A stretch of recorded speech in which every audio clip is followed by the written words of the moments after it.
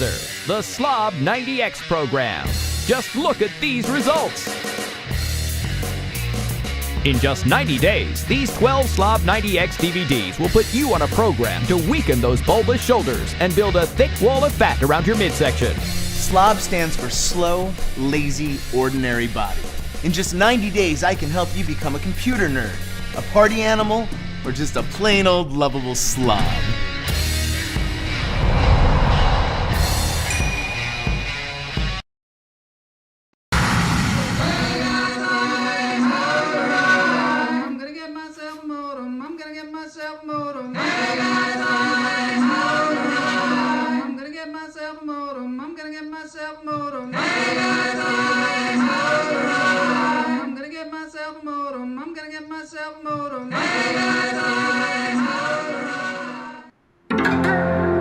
Everybody. This is kind of a callback to Tuesday's show. These two gentlemen got everybody's vagus nerve stimulated, so they're back. They're back. Let's take a look at the chat room here. I just want to say congratulations to Guignel for being the best lawyer of 2021. Best lawyer in the world. Woohoo. Yeah. Woo! Fireworks for everybody. So this is my friend the Penguin. Good point, Guignel. We may need to hit the road and knock me back down to size because yes, 1,000 subscribers. Pretty happy about that. Now there's little things in the chat room where you can like donate money, buy stickers. I don't know, some crazy shit going on. Anyway, so we're gonna breathe because I got a great guest today. None other than Jimmy Shin. Yeah, great comedian from the Seattle area, but just one of the biggest live comedy producers in Los Angeles. Hilarious guy. He's got, of course, on Amazon, The Walk of Shame, W-O-K, Walk of Shame, his one-man comedy show. Okay, we're going to take in a deep breath, in through the nose, out through the toes. Hold it.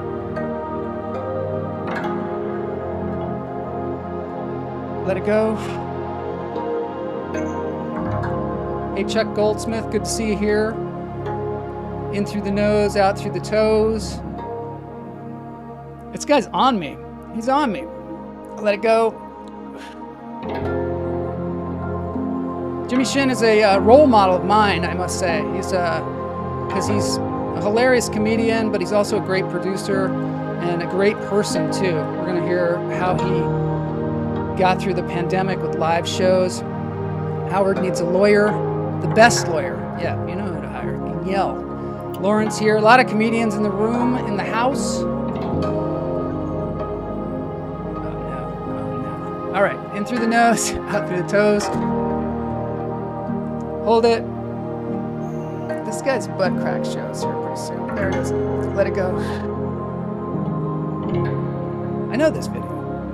Watched it over and over and over again. So now what we're going to do is we're going to move on to the guest.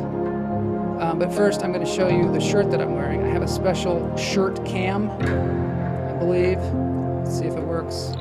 There it is. And in a little picture-in-picture here of the Jimmy Shin Walk of Shame Tour shirt. I'm sure these are available on Jimmy's site. I got this one. I bought this one when I was with him up in Portland. Yeah, Kamala thought that guy was nude. You wish. You wish. All right, let's get on there and get on with the show. All right, this is Jimmy Shin on Lunch Therapy, returning after a year and a half of success.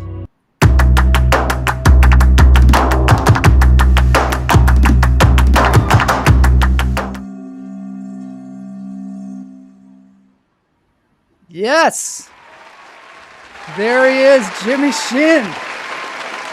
So good to see you. It's been a long ass time. You were the second guest on this show, and it was like in March of 2020.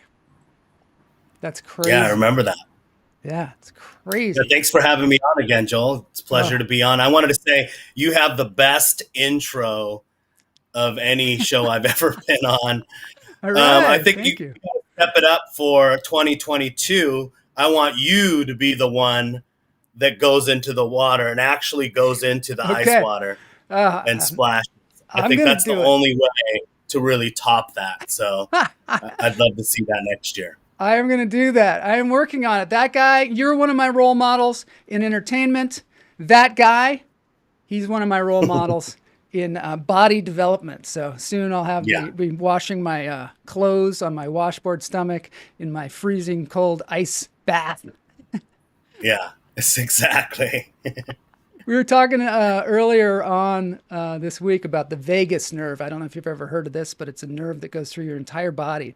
And apparently jumping in cold water stimulates this nerve and it connects to all of your organs and makes you happy. Makes you happy somehow. And it's not Vegas like Las Vegas.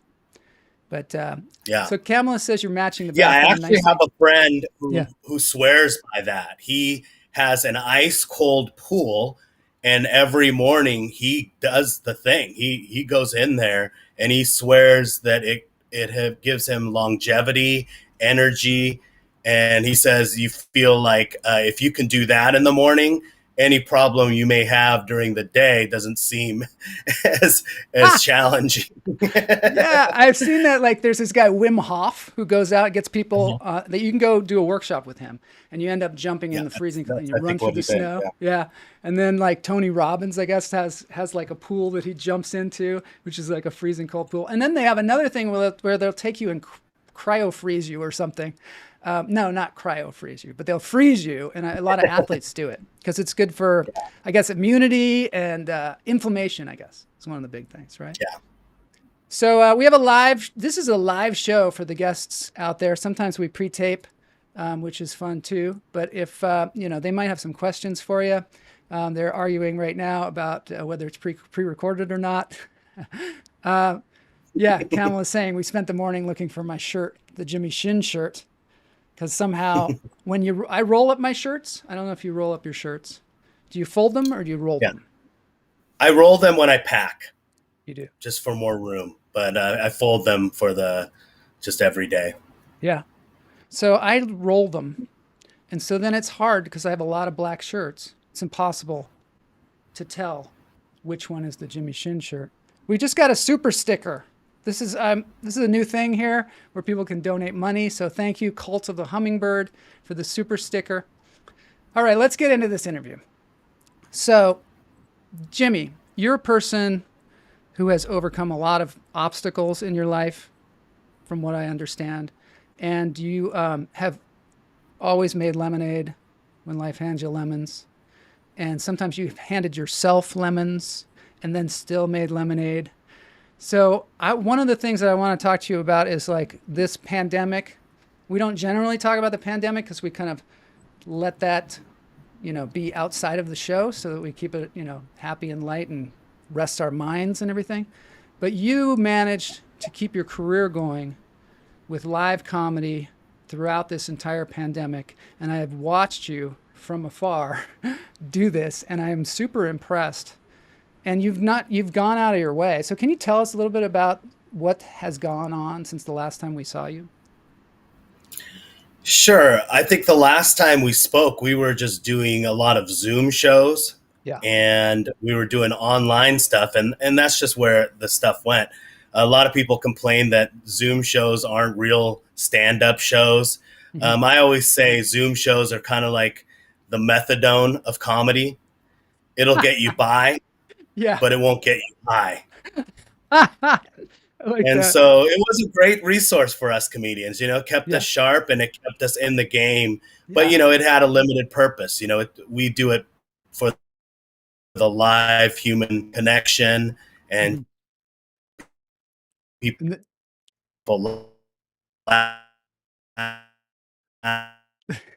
This is a perfect example of what we're talking about right now. Yeah. It's a perfect example because you're freezing. Mm-hmm, mm-hmm. Yeah. And we don't know, because it's like blows the whole, thing sometimes when you're freezing. So, so stand-up comedy, live stand-up comedy is a lot better. Plus, the Zoom shows has such a challenge because the audience is either like at the same volume as the performer or they are turned off completely. Yeah. And it's one of those things that it's just so difficult to do traditional stand up in that way. What do you think about, Someone said, but it won't get COVID, which is true. That's the thing. It won't get you COVID. Exactly. Yeah, That's it's safe, and in the beginning, we all wanted to be safe. We didn't know what, COVID was. We didn't know how deadly it was. So we were all, remember when we used to get packages and leave them outside? Yeah. And you'd be like, put them in the yard. Right. Put the package in the yard. We're not going to come look at it for a couple days. Yeah. Let it sit out there and let the COVID die on it first before you bring it in. Exactly. And washing your hands. I'm like one of those people that's, got a problem now with washing my hands. Yeah, exactly. But that's not a bad practice. I don't think washing your hands isn't a bad thing. But I don't do it as obsessively as the beginning of the pandemic because thankfully it's not contagious on the surface as much as aerosol. They know that now. So we know a lot more about it. So I think, we can kind of relax in some areas. Yeah. Kamala says, Jimmy, tell us what you've done since lockdown started. Lay it out for us. All right. Now that we seem to have a connection that's working, let us know. Tell us how you started, what you were feeling at the beginning of this thing, and then how you kind of rallied. Yeah, as just a lot of and we've talked about before, I'm sober. I just celebrated 7 years of sobriety. Wow. But congratulations. In the beginning of the pandemic, man, it was hard to be sober. Yeah, I bet. That's what I was wondering about. That is like, I mean, I don't drink anymore, and there was that moment where you're like, geez, maybe I should start drinking and I didn't again. know. But just knowing from my past and being on a spiritual path that I'm on, I know that the worst things that can happen to you can also become the best things that ever happened to you. Yeah. And that's happened as a pattern in my life. And so now that I'm, seeking the spiritual path, I know that I can't see it right now, but that pandemic is going to somehow serve me and society and the world as a whole. We just can't see it right now. And so I sort of surrendered it, to my higher power and just did the best that I could. And in doing that, after I surrendered it, I basically went to a meeting and it was outdoors just to give my friend a cake celebrating her sobriety birthday. And when she was taking the cake, she was cracking jokes. People were laughing. And I realized this would be the perfect place to have a comedy show. And so I said, take me to your leader. I spoke to the pastor and he happened to be the same denomination as my parents, Presbyterian. And, we hit it off right away and I began having comedy shows and I still have a great comedy show outdoors with some of the biggest headliners in the world, including I've had Bill Burr, Eliza Schlesinger, Kevin Nealon, Daryl Hammond, Jay Moore, on and on Piven. and on. Yeah, it's been Jeremy great. Piven, all the biggest, names in the world have performed at this outdoor church. Mm-hmm. And it ended up being sort of a perfect venue for comedy. And I still do it. It's in the Silver Lake location. It's called the Silver Lake Community Church. And we have that every Tuesday night, 8 p.m. if anyone wants every to stop. Tuesday night. Cool. Yeah. So every Tuesday night. And where can they find out more information, or do they buy tickets online for that? Yeah, you can buy tickets for that show and my other shows on jimmyshindig.com. That's my website. Okay. Cool. I'm going to put that on the screen here. Just going to put that down there or up there just so we know where people can go. All right. So that was kind of the funny how we also just don't know what our best interests are, right? Yeah. We think something is happening and it's like the worst thing, but it ends up being, the best thing, and I've really grown a lot. In my stand-up, I started writing my book that I always wanted to write. Yeah. I started working out, at my house, and now I have a home gym that I can work out at home and at the gym. There's a lot of good things that came from being locked up, being locked in. So, I always say as an artist, we are sometimes at our best when the world is challenged, because, I remember I was in the Northridge earthquake at Cal Arts. I was at Cal Arts at the time. That was the best time creatively for all of us, because we went out into the community and performed in the community. And before, we were kind of scared of the community because they seemed like really conservative and not really on board with what we were doing. But it became a real, it was the most fertile time for creativity for all of us at that time. And I think the pandemic forced a lot of us to find new ways, which I think is super important, because we become sort of stuck sometimes in doing the same shows over and over again, doing the same material and that kind of stuff. It's like, how can I, now with this challenge, how can I try and make people laugh? How can I entertain people? And a lot of us had to really step up to the plate, because it's one of those things. It's like, well, am I going to quit or am I going to lose momentum from all the work that we've been doing? So you did that show there at the church, and you're still doing it now. What grew from there? What grew from there is now, things are open on the outdoors, and I've just built a lot of relationships during that time that I can really, pivot and co-create with currently. And so I'm doing stuff at the Roosevelt Hotel. I'm doing stuff, and I think with this new variant going, that there's going to have to be some alternative venues. And, I'm just in a perfect position for that. Thank God, and without the pandemic and the early sort of things that I stuck with,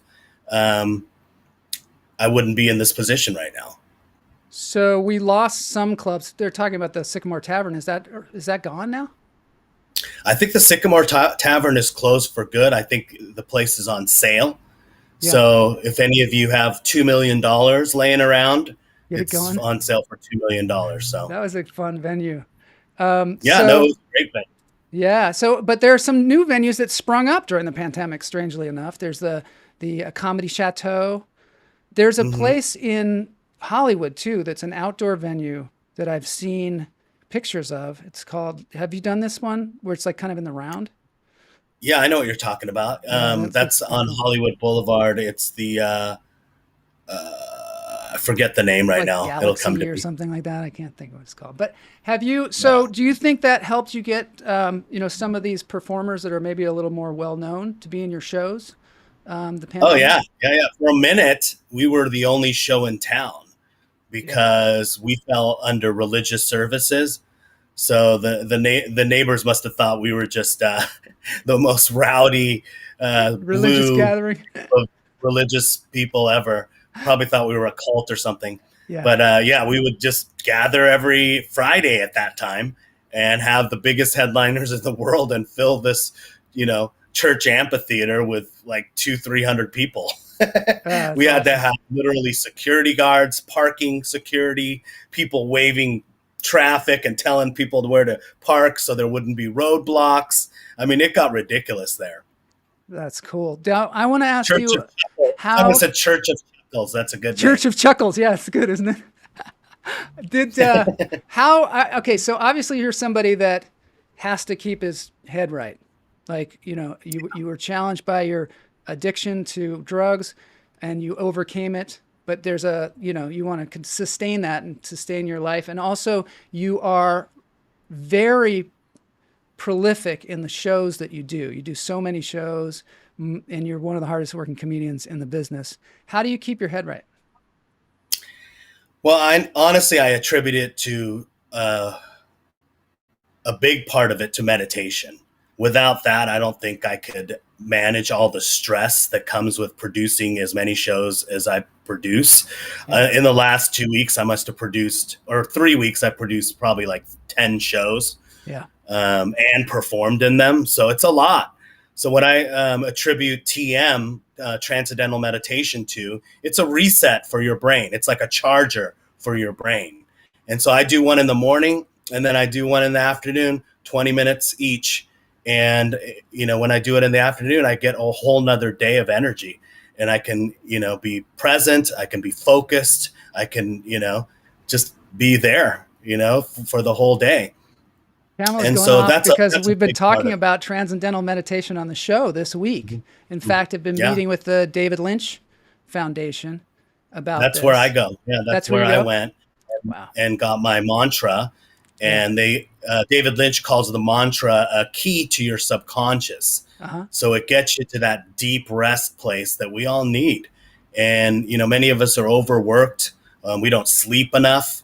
And transcendental meditation has really been the key for me to get that deep rest for my brain that I needed. And, I haven't turned back. I haven't missed a day in over 4 years. When I first went there, I heard David Lynch say he hasn't missed a day in like 28 years. So I was like, you know what? I want to be able to say that someday. Yeah, So I read that book, his book Mm-hmm. about his career, basically, Chasing the Fish, I think it's called.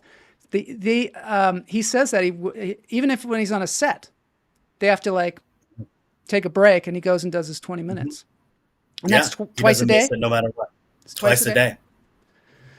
Wow. Do you feel like you touch the unified field when you meditate? Because I'm really curious about this. Well, I don't know about that, but I go into a deep relaxation. Yeah. And sometimes I get a lot of intuition when I'm there, and so ideas will come to me, or certain things to send somebody a message, out of nowhere, and then that person will go, you know what, I was just at the hospital, and so this message was right on time, and I don't want to call it channeling it, but it is. I'm channeling love out to these people, and it just so happens it's right on time. And I don't know, I've never been like that. So so it's doing something, that's for sure. That is so cool. So you also teach comedy though, right? I teach comedy. How do you find that fuels your own comedy performance? And also, well, as we teach go ahead. Go ahead. Well, as you teach it, you get stronger in what you're teaching. It reinforces what you've learned. You're teaching it to another person.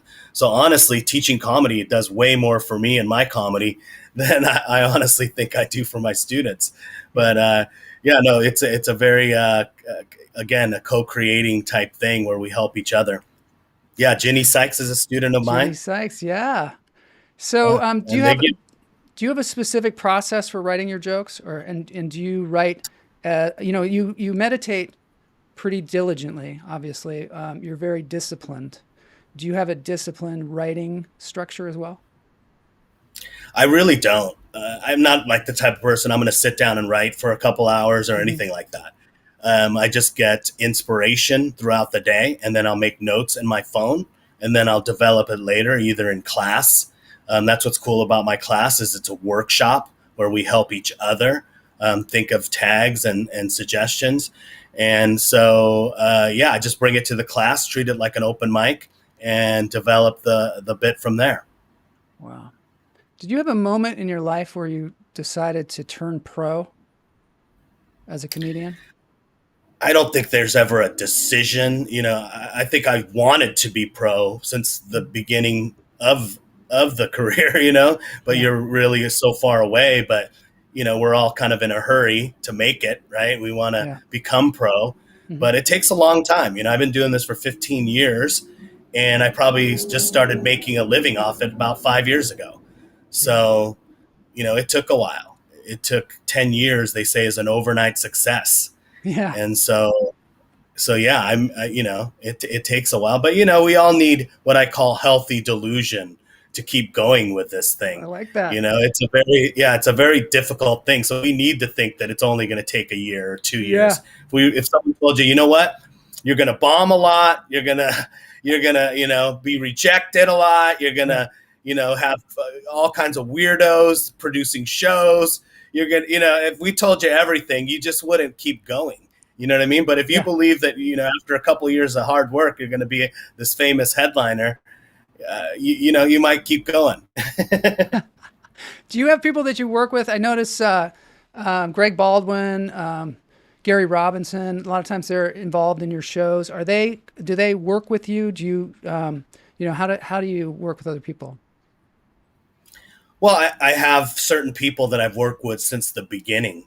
Yeah. Nowadays it's not hard to find friends. I always say being a booker in LA is like being a hot girl. When a comedian comes to talk to you, you know exactly what they want. They want a spot. And they're being nice to you because they want a spot. So I stick to my old friends that that were there when I wasn't a big booker or I wasn't booking these big shows, because I know that they're there because they're my friend. And so I still hang out with Gary Robinson, who I have a 10-year friendship with, and Greg Baldwin, who I have an 8-year friendship with. So, yes. And then those guys are doing real well on their own too.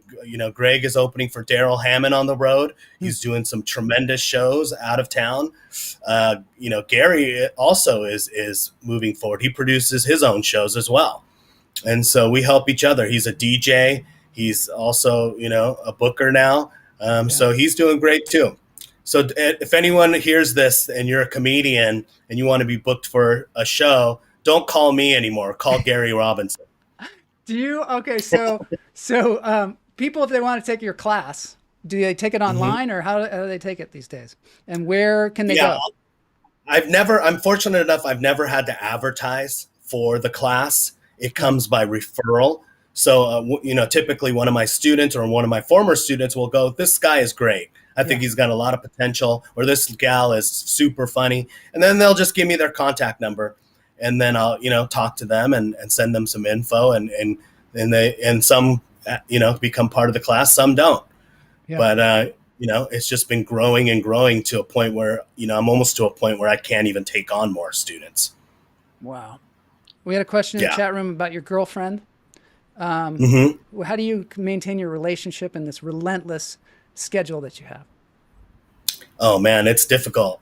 We have to, another practice that I've developed through the pandemic. I read somewhere or heard on a podcast that this successful couple, they check in every morning and set a timer for 5 to 10 minutes. And they each get to talk and the other person doesn't get to say a word. Which is difficult because you want to rebut what they say, or, you know what I mean? You always have something to say, at least I do. Yeah. And so it's very difficult for a stand-up comedian not to say anything for 10 minutes and let someone else talk. Yeah. And so she'll talk, and then I'll talk and get everything out. And, we won't rebut each other, and, we feel, but, occasionally we'll ask questions, and that's when you're brought into it. But it's a practice that has really served us. So we feel like the communication lines are open. And if I'm traveling for a weekend, she's up to date on what's going on, how I'm feeling.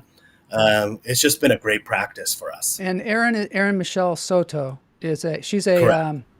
she's also an actor and a comedian as well. Yeah. So she's got not so much comedian. She's mainly an actor. She recently won an Emmy for her work on Studio City. Yeah. And she's doing great too. And she's great. She's also that show can be seen.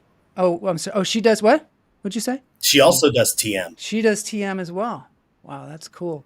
Did black Ben? Black makes you look like Kim Jong-un.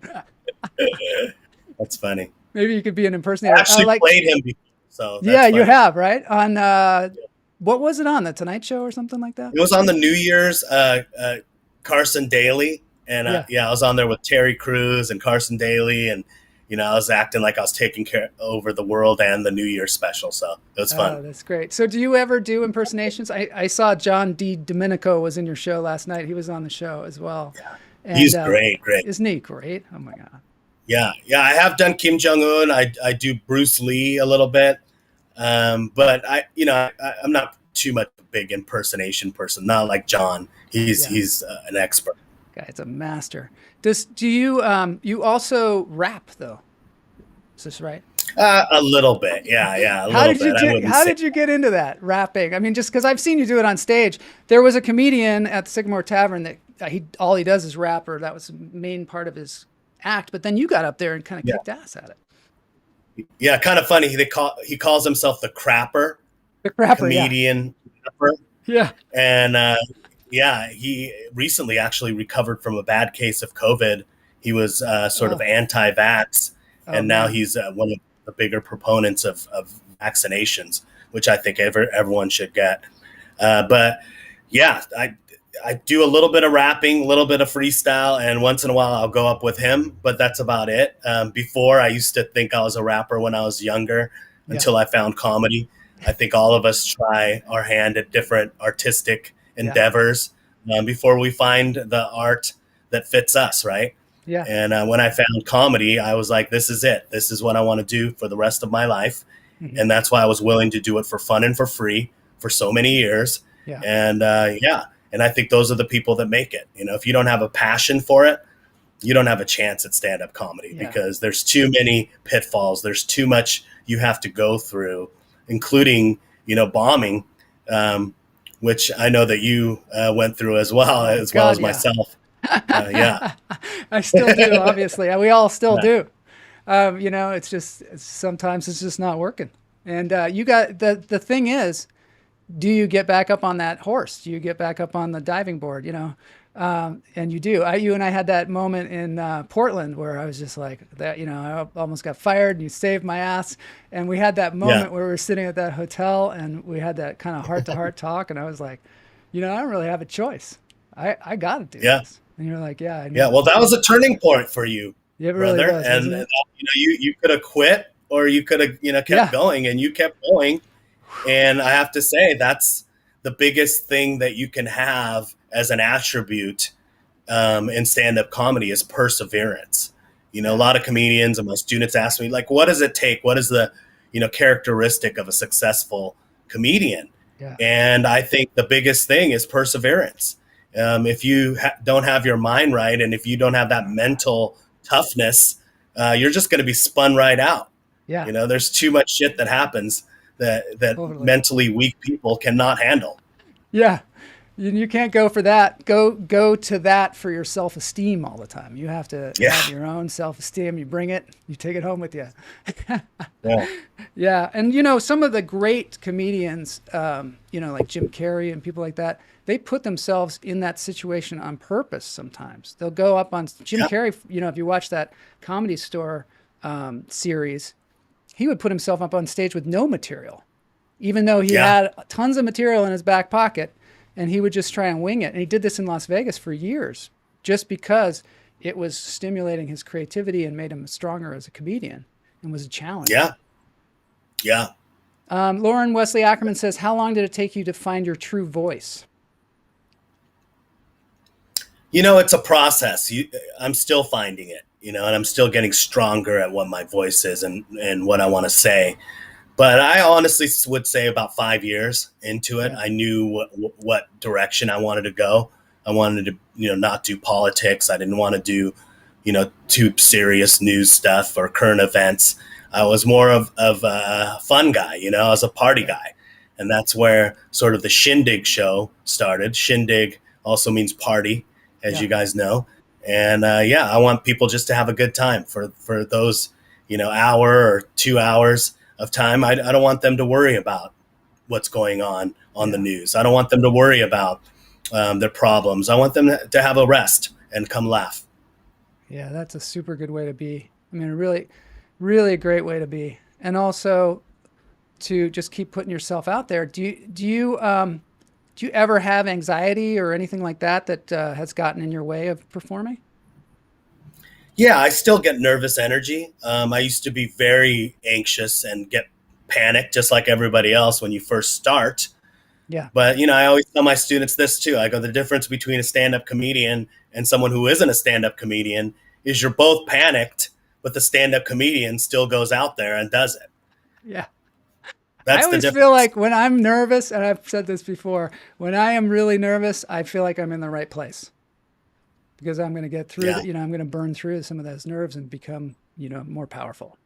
Hopefully. And to me, I chase those nerves. I mean, you get to a point, even at the Comedy Store, when I was producing shows every Friday in the belly room, it didn't give me the thrill that I like. I'm a drug addict. I'm a thrill seeker.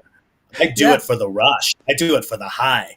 And, sometimes when you do the same situation over and over again, you don't get that high. Mm-hmm. Oh, I chase that thrill I chase that new experience. That's why I do so many shows and out of town nothing is better for me than doing a brand new venue with brand new people that has never heard my jokes and to conquer that room, either with producing and packing it out or crushing too. So, yeah. How do you do that? How do you publicize your shows? Because you're very successful at getting people to your shows. And also when you go on the road, you seem to be able to pack the house as well. I mean, you're certainly getting a name for yourself, but how do you generally promote? Do you use the internet? Do you get billboards? I do all of it. Yeah. I tell, people ask me that all the time. I do everything. I'll do the things that people don't want to do. Currently I'm doing the Roosevelt Hotel. Yeah. And I go out and bark on Hollywood Boulevard. I've done that too. Yeah. I mean, why with the not? little flyers, because there's all these tourists there. Yeah. There's so many. It's like a market ready to be had. You know what I mean? And people get to Hollywood and they're like, what do I do? They go look at the stars on the walk fam. They're like, wait a minute. What do you do here? They're all looking for stuff to do. Yeah. They're all looking for stuff to do. And I'm there to tell them what's fun. Yeah. And so, I do that, and I do things that people don't want to do. There's some people that are not even as experienced as I am. I won't name any names. They're 5-6 years into it. I don't want to go out there in the heat and bark. Well, you're obviously not, into it as much as I am. And you're not going to get booked. So, yeah. Oh, that's great. You started out as a lawyer, right? Did you start out? Well, I never became a lawyer, but I do have a JD, and that's a path that, my parents wanted me to go on. And for a long time, I didn't know what my purpose was. And I was very depressed and I was on drugs. But when I found my purpose, it's easy to be sober because my life is I look forward to waking up every day. I get to get up. So much sense. Yeah. Yeah. So when you're on purpose, it because it's a joy to live. Life shouldn't have to struggle. It shouldn't be, and that's what I was taught. Life is hard. Life is a struggle. You should have to work your ass off and work a job you don't like to support your family. And then you die, and then, give everything you made and stacked up to your spoiled kids, to me, that's not my purpose. You know what I mean? My purpose is to impact people and to make people happy. And when I found that, the weird thing, the more people I made happy, I was also happy. Yeah, that's true. And that's for me too. That kind of replaces that. I was like looking at why do I drink alcohol? What do I do? Why do I do that? And a lot of times it's to relax and it's to have, a rush of something. And stand-up gives you all of that. And you don't even have to jump out of a plane or anything. No.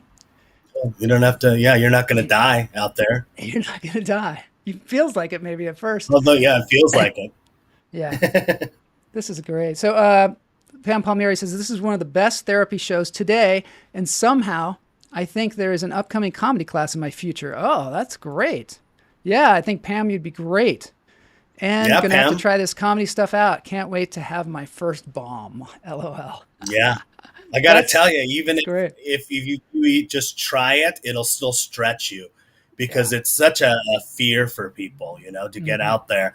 And once you overcome that huge fear, it makes some other fears seem harmless, Pam actually jumps out of airplanes, or she has. Oh, there you go. Yeah, she had her own airport. Oh, if you can jump out of airplanes, you can jump out onto stage. Heck yeah.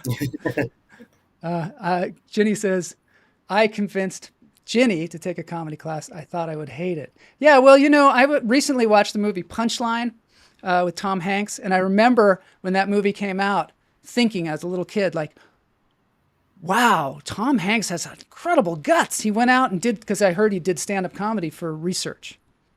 And I was thinking, and so now I'm watching it again. I'm like, well, of course he did. I mean, why wouldn't you do that? Yeah, that's great. Okay, so now natural. Yeah, people are rooting for Pam. Yeah, Pam, I think you are a natural. Okay, so I've got a surprise for you. It is a contest, and anybody in the chat room can join in on this contest. It is a sort of Seattle-centric contest, but it's Are you ready? Can you handle this, Jimmy? I'm ready. All right, man. Here we go.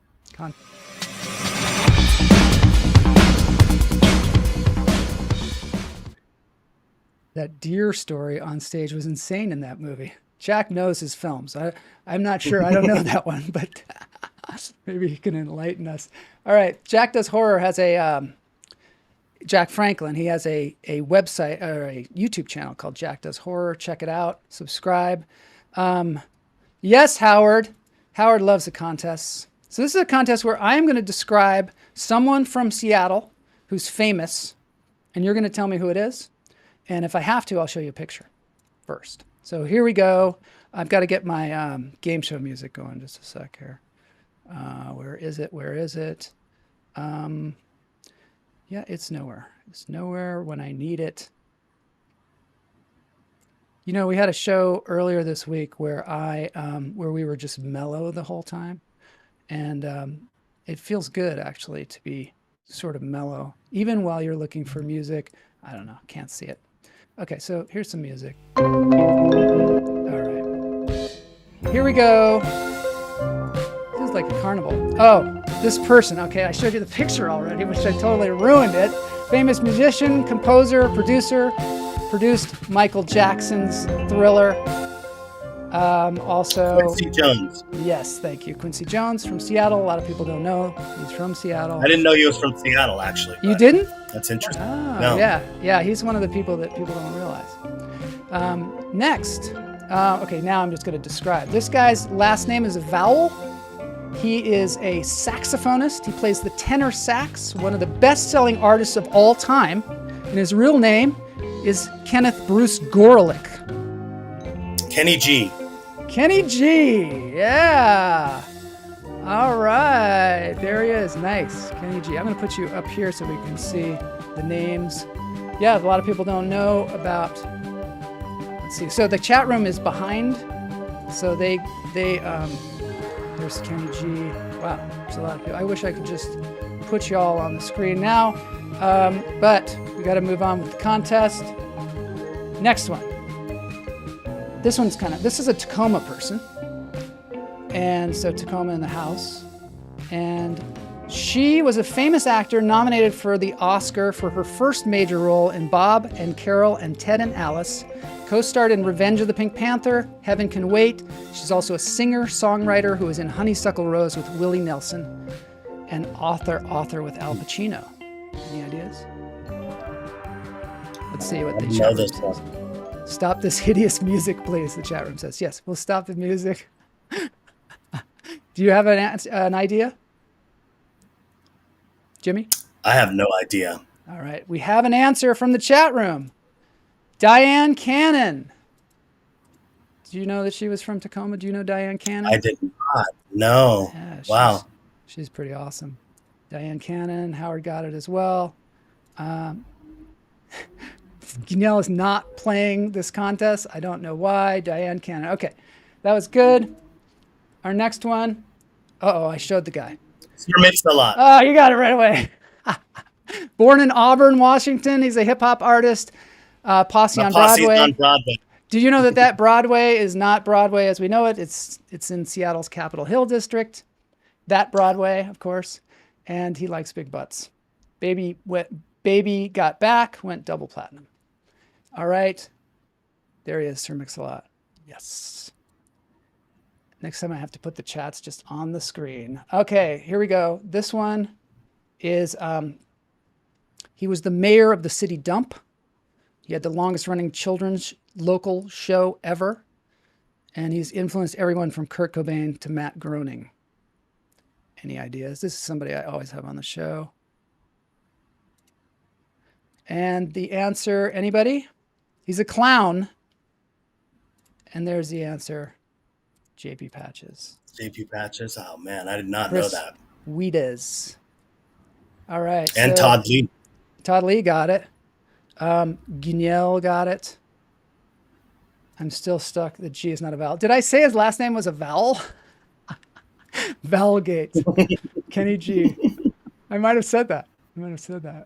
All right. Well, it's a live show. This one is maybe a little easier. This person touched the sky.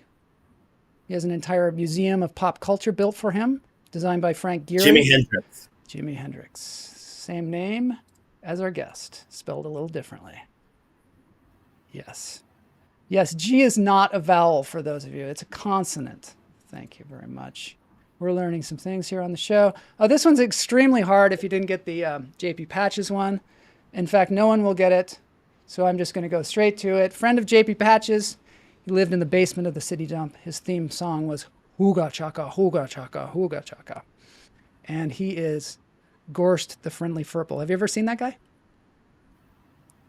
Jimmy? No. Never seen that guy, yeah. You didn't grow up with JP Patches, I take it. No, not Gertrude. much. That must be like just not your generation. So here we go.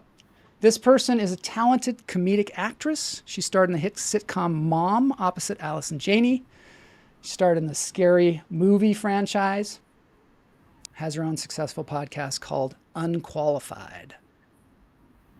Anybody? I have no Let's see what idea. the chat room says here. I do. The vagina monster. Oh, they're talking about Gorst the Friendly Furple because he looks like a giant vagina. All right, so let's see. Anna Faris, thank you very much. She is also from Edmonds, Washington. Oh, yeah, I knew that. Yeah, I knew that. Gorst's mouth looks like a female. Anna Faris. I think I've seen it. Okay. Here's the next. So that's Anna Faris. There she is from Edmonds, Washington. All right. So now the next one is a legendary martial artist. He has been impersonated by our guest. Bruce Lee. Actor, director. Yep. There he is, Bruce Lee. Not really from Seattle. Spent a lot of his formative years in Seattle, really from San Francisco. He's buried in Seattle, though. He's buried in Seattle. That's right. He is. That's a low rent strip club, the one where with the Gorst the Friendly Furple. Okay, the next person. Talk soup, community, comedian, movie star. Oh, Should get this guy in your shows. He has my same first name.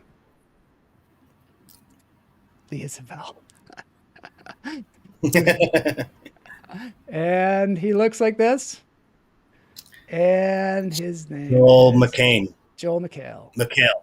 Yeah, nice. He's also a University of Washington graduate, Joel McHale, like we are, I guess. I can't make that work for some reason. I don't know. Joel McHale. Okay. This person made a pivot from law school to comedy. He won Seattle's Rookie Comedian of the Year in 2005. He stars in The Walk of Shame on Amazon, and he's one of Los Angeles' most prolific comedy producers. Any idea? That's me. That's you. That's you, Jimmy Shin. Right on. I still feel like we need some music, but okay. There's just a few more here. Television's Batman in the 1960s, perhaps the greatest Batman ever. Yes, they're getting it. Anybody? Jimmy, everybody got you. And this guy looks like this. And I didn't know this. I didn't know he was from Seattle either. But his name is Adam West. Adam West. Oh, wow, I didn't know that. Yeah. I didn't know that either about him. All right. So for the final one, I'm going to have a little music now. This is the last one. I don't know if you know who this guy is, I would imagine. But he is, he's a famous Seattle captain. His saying was, "Keep clam." He had all these clam restaurants. And he looks like this. Oh, no. Oh, this is John Keister. Somehow I missed John Keister, host of Almost Live, after Ross Shaver originally hosted the super cool Rocket Report, which was a precursor of MTV. And finally, the sea captain. Oh, Joel Marshall, Billy Higgins. Ivor's. Yeah, I love that restaurant. Yeah, I always Ivor know that. Haglund. Yeah, Ivor Haglund. All right, that's the end of this crazy, wacky thing here. I want to thank you, Jimmy, for being on the show. and also for doing everything that you do to help comedians, because you really give back to the comedy community. You really create the comedy community that's here. You bring people up from just beginning to headlining with Daryl Hammond and you and all kinds of people, and it's just a gift that you give to our community, and I want to thank you for that publicly, and I want to applaud you. I really appreciate it, and I know a lot of people out there do. Jenny being one of them. Sue missed the fun game. Jimmy, you're on purpose for sure. Yeah, so thanks for doing that. Thanks for setting a great example also in a community that can sometimes turn towards self-destruction, and being somebody who's, who perseveres and stays healthy and inspires us all. So thank you. I'm going to start meditating, doing some TM, and really appreciate you being on the show. For you. All right. Thanks for having me, Joel. It was a lot of fun. All right. Thank you. You're welcome. Anytime you want to come on here, do a set, or do some kind of wacky poetry like Howard or Ronan, I'd love to see it. And everybody's saying thank you. All right, so I'm going to let Jimmy go. I'm going to move on to the dance break. And we will see you later, Jimmy. Hopefully we'll see you up on stage soon. And watch. Do you have a new special coming out, or did you just tape it? Yeah, I'm working on one right now. So okay. It's going to be Walk of Shame 2. Walk of Shame 2. And I just The sober years. The sober years. All right, cool. I will see you soon. Have a great day. And keep the faith. All right, Joel. Later. Later. Okay, everybody, that's Jimmy Shin. Super inspiring, super fun, super funny. Hope you all check it out and check out his shows, take his classes. He's a real resource, really big resource. All right, it's time to dance it out. Dance break.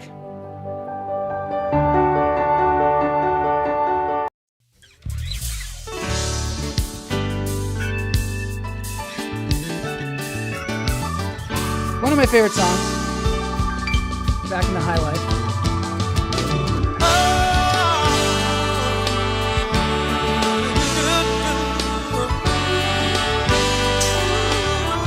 This is the YouTube channel Joe Escriba. That my life ran on too fast, and I had to take it slowly just to make the good parts last. But when you're born to run, I think this is an appropriate song to just slow down. with our So guest don't today. be surprised to see me back in the bright part of town. I'll be back in the high life again. Thanks everybody for being in the chat room today. Super special, super fun. Take his classes. I think I have a speech impediment today. You guys sound great. And I'm drinking dance with one and three. Let the world back into me. Oh, I feel the sight to see. Back in the high life again. This, the performers are all listed in the show notes today. Check it out. Smoke grasses with Jimmy. You used to be the best to make life feel life to me.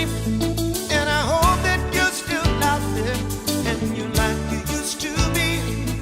We'll have ourselves a time and we'll dance the morning sun. And we'll let the good times come in and we won't stop till we're done. We'll be back in the high life again. Look at all the people. All the doors that close one time will open up again. We'll be back in the high life again. All the eyes that watched us will smile and take us in. And we'll drink and dance with one and three and have the world so easily. And we'll be a sight I'm being to very see. quiet. Back in the I'm working very hard. All right, thanks everybody. This has been Lunch Therapy with Jimmy Shin and Joel Marshall. Dance them if you got them. Have a great weekend.